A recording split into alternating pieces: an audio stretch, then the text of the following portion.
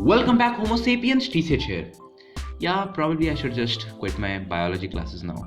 But what I shouldn't quit is teaching you guys Django. So, we're at the same place where we had left off in the previous video. Let's just continue from here. If you type this command, Django-admin, you should at least see something. If it says something like Django admin not found or such a command does not exist, then probably you just messed something up, but it should work for most cases. And yeah, if it doesn't, then just leave it in the comments down below. Me or someone else might be able to help you. Right, starting from here, in this video, what I want to cover is the complicated file management system in Django. And the reason why I call it complicated is because most of the beginners, myself included, was very confused understanding Django's file management system in the beginning. And I know it will happen, don't worry. But I'm here to simplify it for you to a point where you will be like, hey man, this is something like this is my second nature. So I'll be giving a very cool analogy which will definitely make you understand the complete system in a really good way. So let's just dive right in.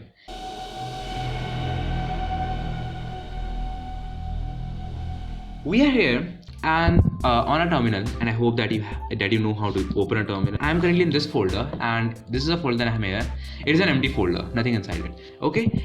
What I want to first of all do is Django admin, and then there are a lot of sub commands that I can just see here, and it happens to have one sub command that is called as start project. Yeah, here is it, start project, and that is the command that I'll be using. So I'll say Django admin start project, and then I can just give the name of the project. For this one, I can just call it as cool. This should make some sense. So after this runs, something magical would happen, which I'll tell you what it is, and something just happened. And you know it because there was nothing written out. That's a good thing usually. So yeah, we have a folder that we have inside which there is a lot of complicated jargon. I'll be explaining this to you, don't worry.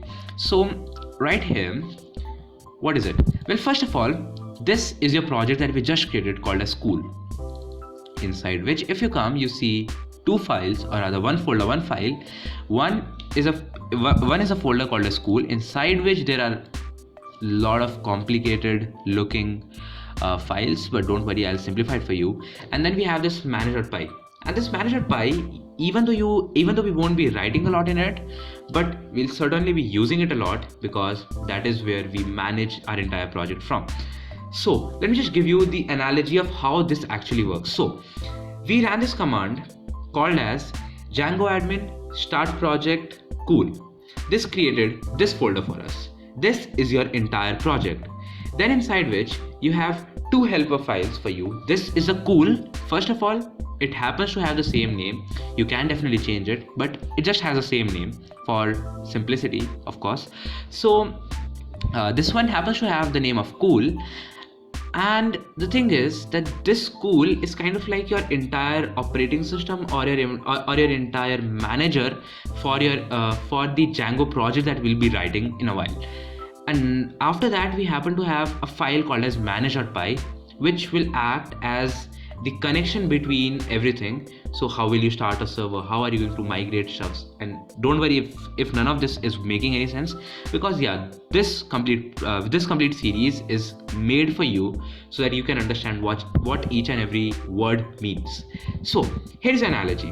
When you start that project, it actually creates a device, a phone, or let's just break it down even simpler. It creates an Android phone for you. Okay, it is the entire phone that you have. So this cool folder that you have is your entire phone. Done. Inside which you have two things. This cool folder that you have again inside your cool folder, which can be kind of complicated, but it isn't. What it is actually your operating system Android, or in our case, our operating system cool. So this cool operating system, that's a nice name. So this cool operating system is the operating system of the entire project. So this is where our settings and our complete connections live in. And this manage.py is the manager that talks with that operating system to all the different things that we might have in a phone. But does just the hardware of the phone, its operating system and its manager make it useful? Yeah, kind of, they make it work, but then you need all those cute little apps which are inside it. For example, you might have WhatsApp, you might have a lot of different apps like Reddit, Instagram, whatever might you have.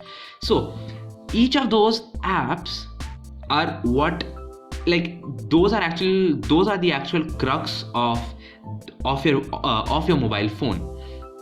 The same happens to have even here. We'll be creating some apps, and those apps will be linked to a cool, and they will make our complete web project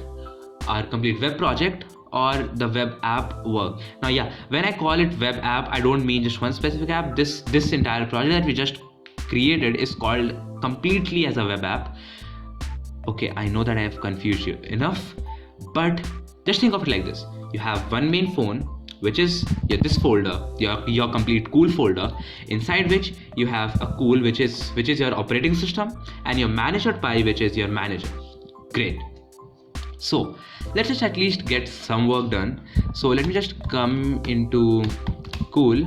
Well, that is not there. Let me just come into cool, and inside cool, if I do dir, well, I get cool and manage.py. There happens to have one command which I can just run manage.py, and this will do something for us. It will give us a set of sub commands that we have.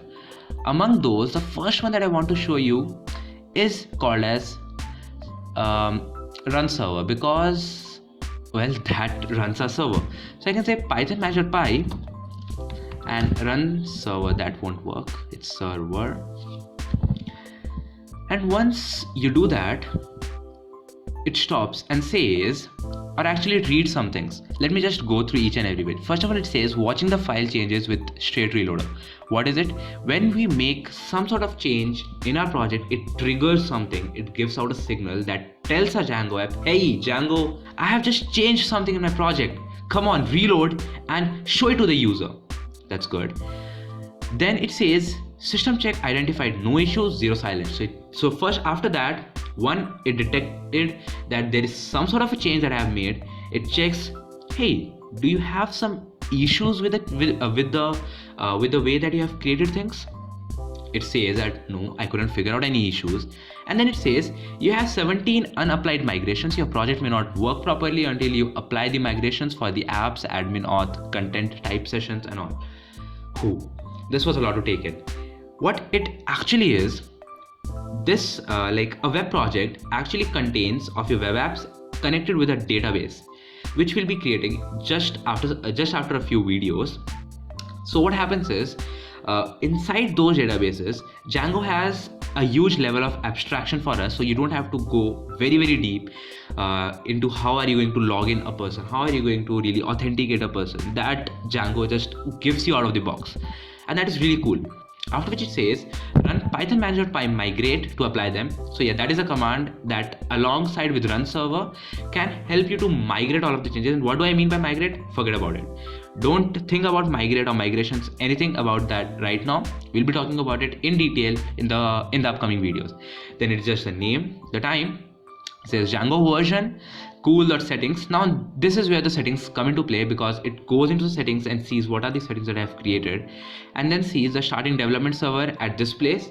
Now this is a cool place. This is a place where you can see your actual project. It is a http://127.0.0.1:8000. So it is at our port of 8000, and it says quit the server with control break. That is actually control C. That is for control break.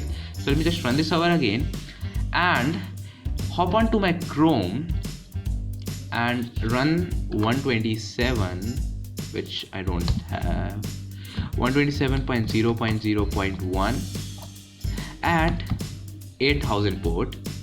Just run that, and this is what shows up. So if you see this, well, congratulations, you have created your very first Django app.